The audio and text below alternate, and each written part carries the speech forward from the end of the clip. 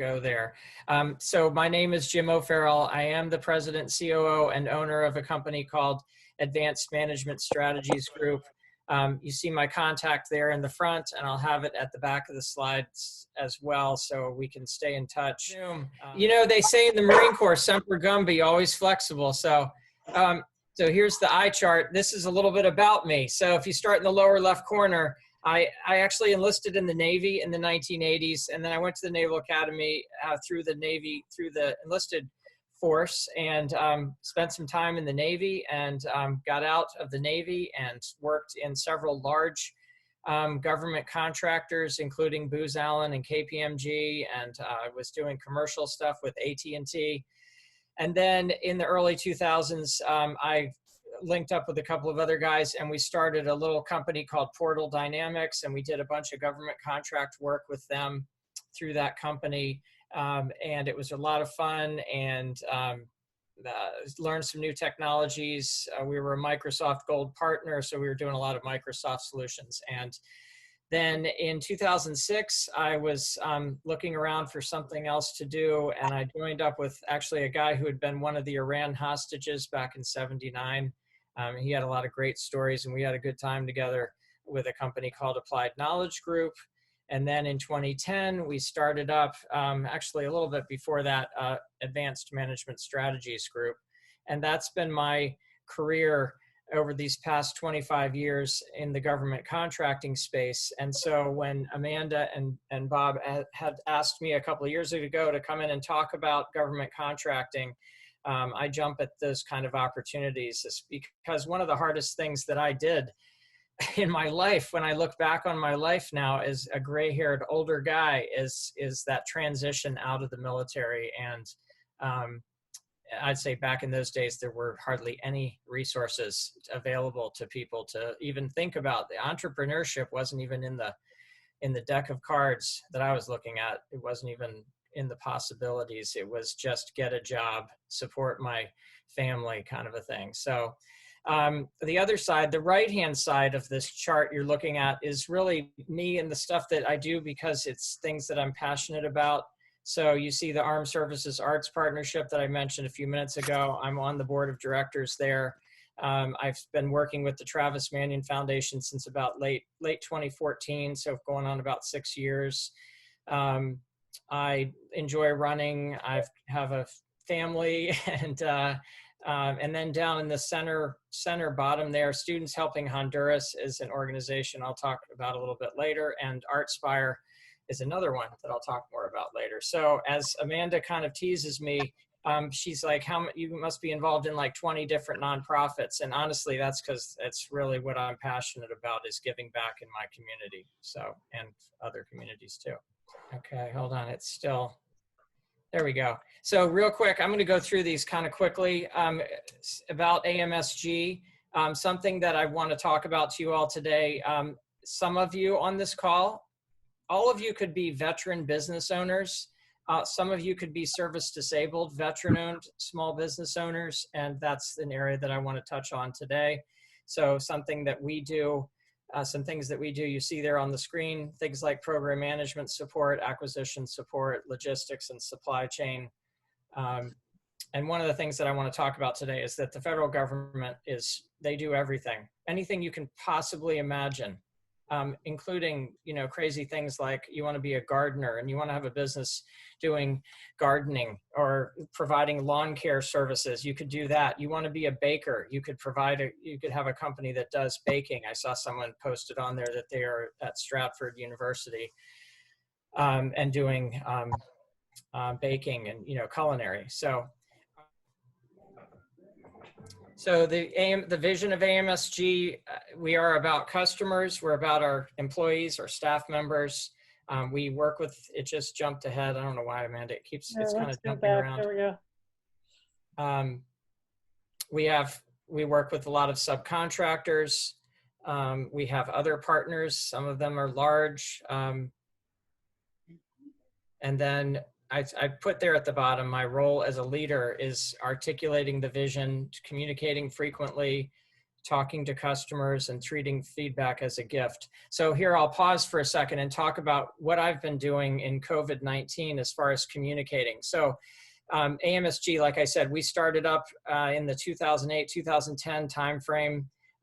We started with 1 or 2 little contracts that we'd been working on, and we negotiated with our current employers that we would be able to take those contracts and pay them some revenue for a couple of years so that we weren't just stealing their work. And that's important in terms of creating long-term relationships with people, is never burn a bridge. I don't care how badly the person is taking the flamethrower at you. I really try not to burn bridges. And so that's how things started. And it was 2 or 3 of us. And it was very humbling, you know, the humble pie. One of the things I saw, one of the videos that you all have made recently of one of your other speakers talking about being prepared to eat large slices of humble pie. It doesn't matter what you did in your prior career. If you get into entrepreneurship, you're going to have plenty of opportunity to eat humble pie. And so that's what we tried to do, is stay humble. And we grew from 2 employees to 20 to 40 to 80 to we're about 110 employees now. And we've gone from, you know, I remember the first year it was like, wow, we did $300,000 in revenue. And then the next year it was, you know, like, wow, we did 312,000 in revenue. Not a big growth year. And it took a long time. And then the revenue started to catch up. And last year we finished at about 17.5 million in revenue. And this year we're on track to do about 25 million.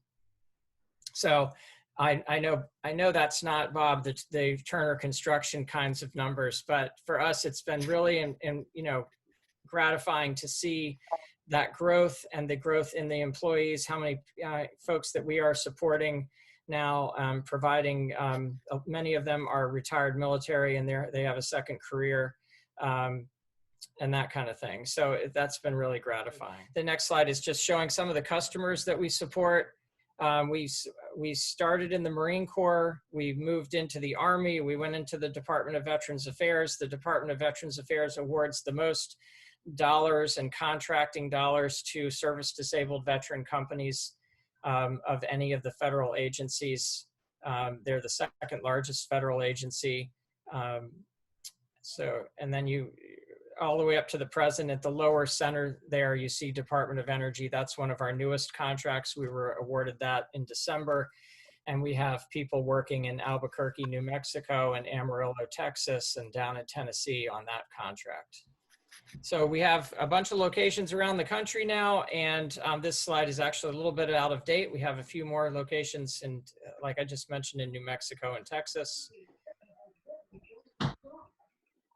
So I wanted to give some military facts, military veterans and entrepreneurship data here. So many of you may know this already from working with 100 Entrepreneurship Project, and some of you may not. You know, back in World War II, when World War II ended, basically 50% of veterans owned and operated businesses after leaving military service. And then after the Korean War, it was 40%. And post 9/11, it has dropped all the way down to 4.5%. Veterans made up 12.3% of new entrepreneurs in 1996, but only 5.6% of new entrepreneurs by 2014.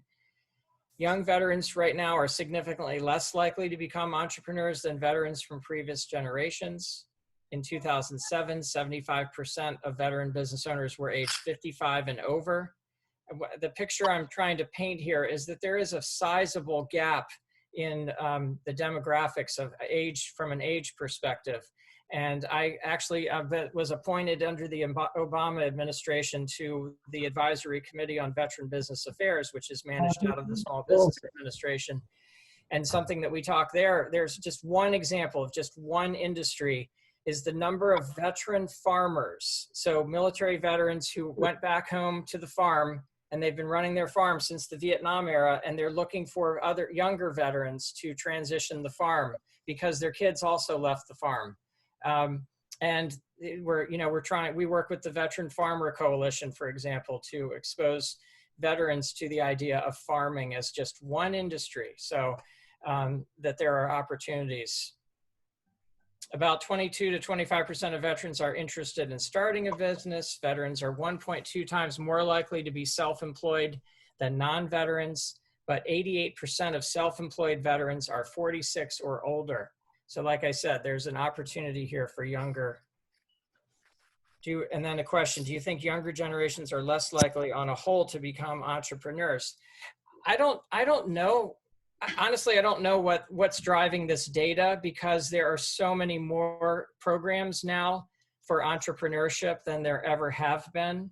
So it is a very good question. Why is that happening, that fewer veterans are interested? We also know there, I didn't put the slides in here today, but you all just Google, why do veterans make great entrepreneurs? Why do great veterans make great employees? Why do veterans make great everything? Because it's inside of us. I'm trying to show, it's inside of our hearts that we show up for work on time. We know how to do our jobs. We keep coming back. You can knock us down, but we'll get back up again. And then we'll have new ideas for how you aren't going to knock us down the next time. Okay, next slide.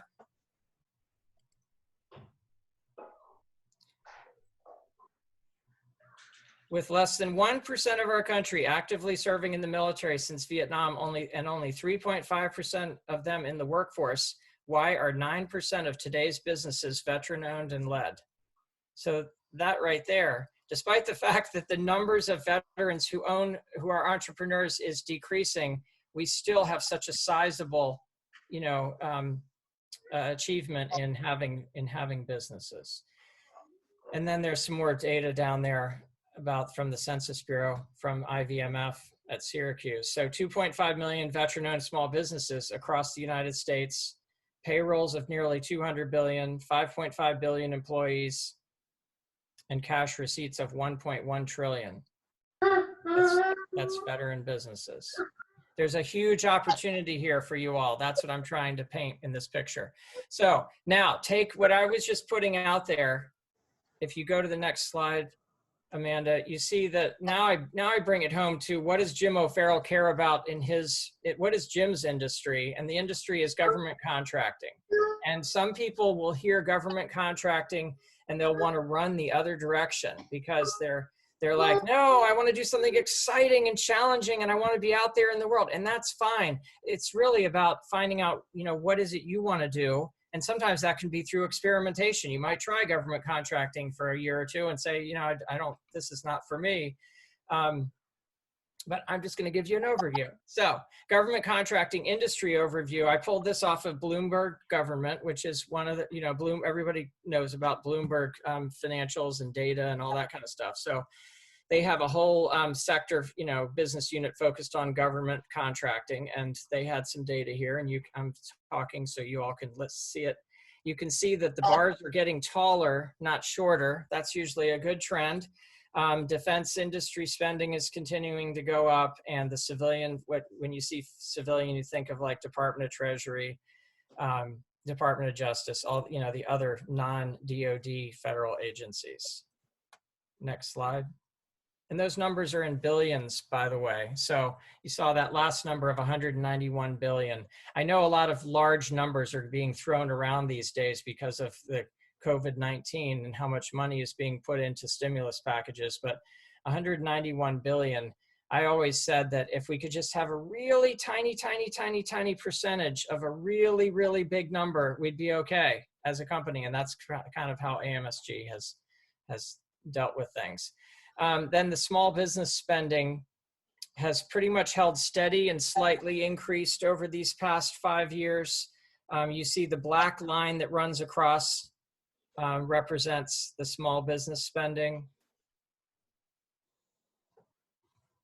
And then I really wanted to point this out as well. The federal government is increasingly using what's known as the simplified acquisition purchasing method. And that is government employees are frequently given purchase cards, and they can go out and use those purchase cards. Yes, Robert, all of our work is government contracting. We did do some commercial work several years ago, but it was like the juice wasn't worth the squeeze in a lot of ways. It was a lot of turnover, The projects aren't long enough to keep the employees employed, and so they leave and go elsewhere. Simplified acquisition are purchases. They just recently raised it, and now I can't remember. I think it's $100,000. Things that are sold up to $100,000, and that could be services or products. But that's a way that a lot of entrepreneurs in the government contracting space can get their toe in the door. Next slide. The key thing I wanted you to focus on with this slide is if you go down the left side, the first column where it says small business category, woman-owned small business is WOSB, and service-disabled veteran-owned small business is SDVOSB. And those numbers are in billions. And if just the last data I could get on this was 2015, the woman-owned small businesses the government was procuring $17.8 billion for women-owned businesses and another $14 billion for service-disabled veteran-owned small businesses. And for those of you who aren't familiar with what a hub zone is at the bottom, that is a historically underutilized business zone. So you set up your corporate office, your headquarters. It could be your home office in a hub zone. And then you hire employees in that area, and you can get contracts sometimes that aren't even competed. They just give you the contract because they're trying to stimulate the economy and the labor force. So the top 15 prime contractors. Another way to get into the government contracting space is to, well, first of all, if you're going to be an entrepreneur, it means you're going to have a business. You're going to go online. You could go to, we use BizFilings, bizfilings.com. And for $99, they'll set up your LLC, your S Corp, whatever you choose to use as your business entity. And there are different pros and cons of those. And I'd be happy to talk about that offline with you all. But one of the things you do once you get that business established is then you can seek out networking opportunities, trade shows, business industry days, they call them, and get to meet some of these large businesses. Every one of these large multi-billion-dollar companies has a small business office inside of it, just like the government does. And you get in their database, and they send you RFP opportunities, requests for proposals, and things like that. Okay, so I wanted to tell a couple stories about AMSG and how we got our contracts and got into the world of contracting.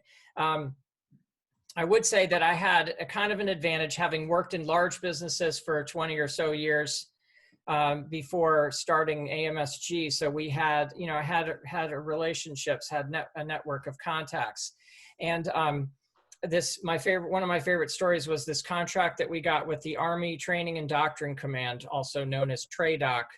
And I had just pulled into my driveway. It was a Friday night, 6 p.m. And that's this guy. He actually worked for Ross Perot at EDS in 1975. I mean, the guy he's been around a long time. And he said, there's a service-disabled veteran-owned small business contract that I'm going to connect you to the other service-disabled vet company. And they currently have the work, but they can't take it to the next level. The government's going to recompete it. The Army wants more capabilities. I think you guys could help them, but you're going to have to be willing to not be greedy. You're going to have to share with them. And there's one other company that you're going to have to share with. So it'll be the three of you.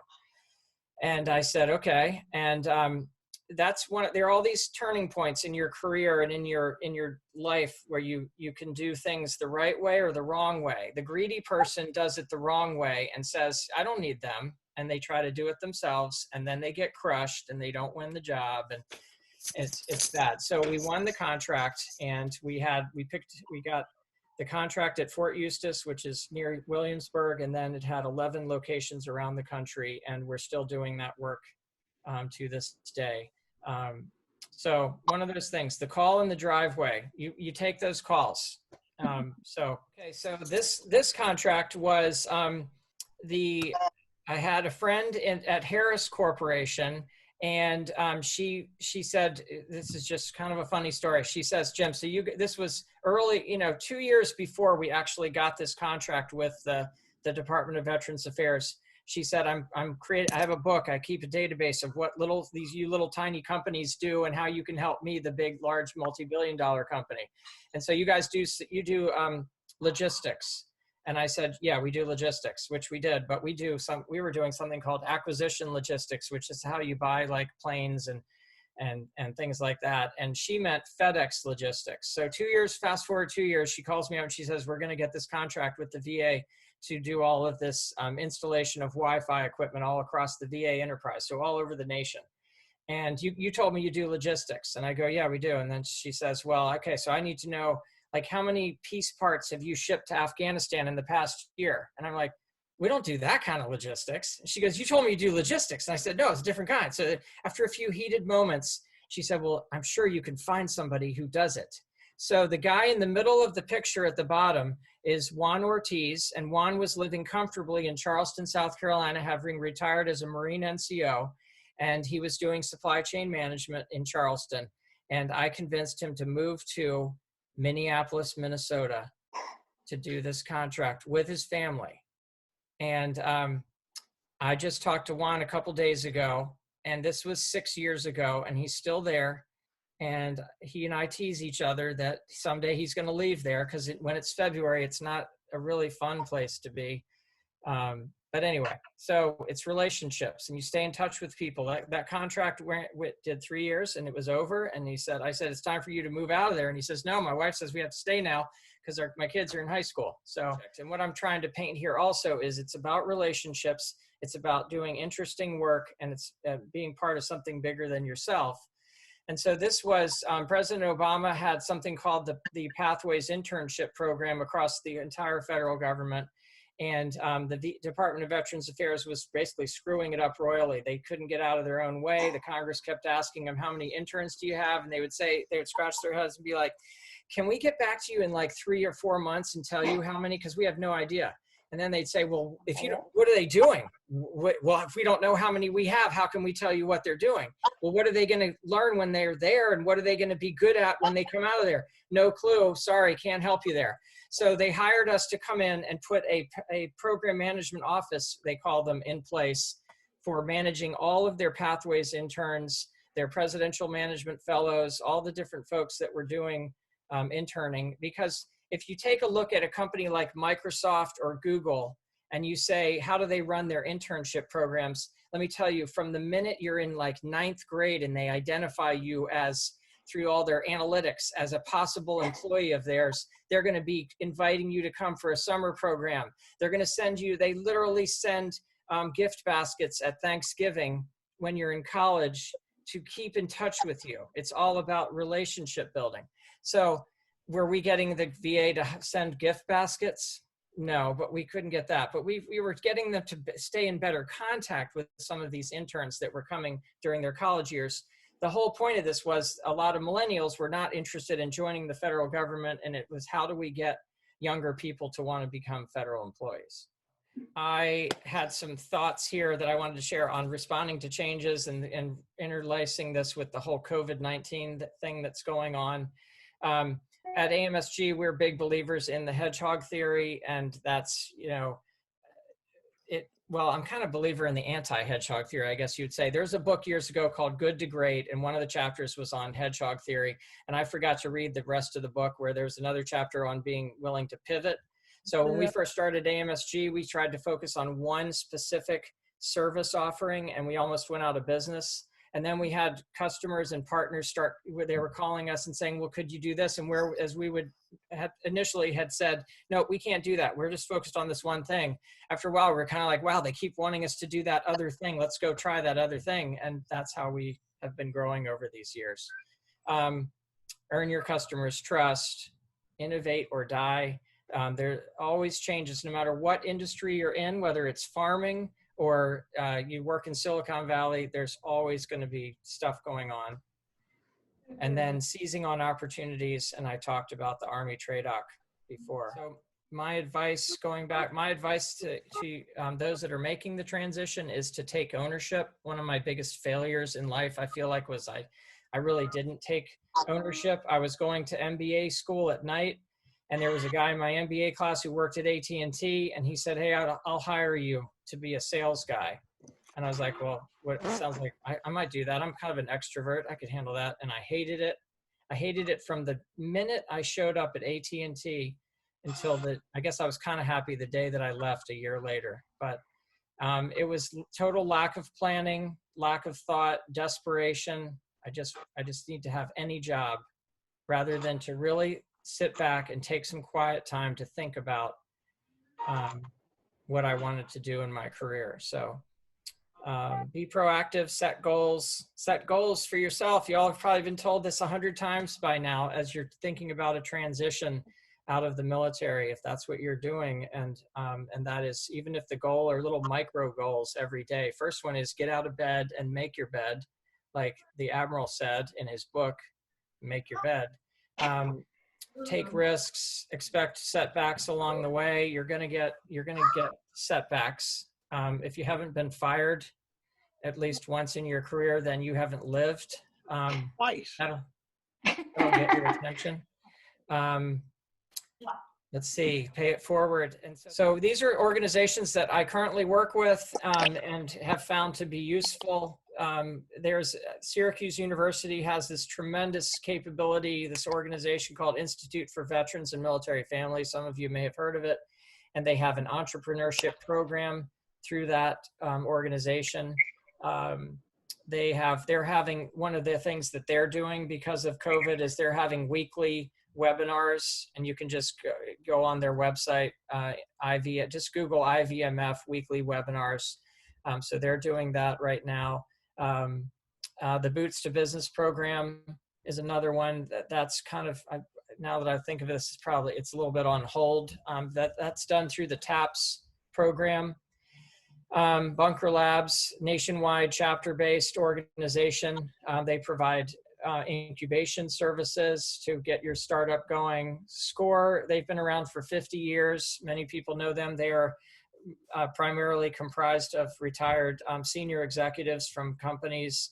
So, and all of these can help you, not just in government contracting. They cover all different industries as well. There's a VBOC, a Veteran Business Outreach Center. Many people don't realize this. It's located right in Springfield, Virginia.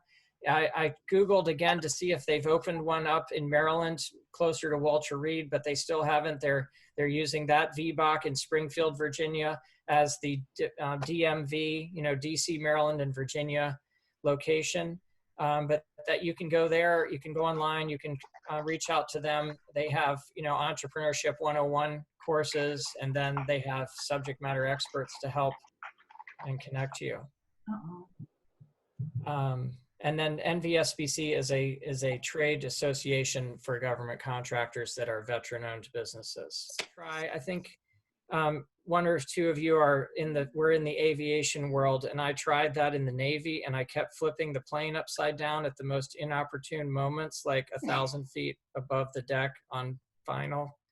And so I didn't end up flying Top Gun like I thought I'm gonna do.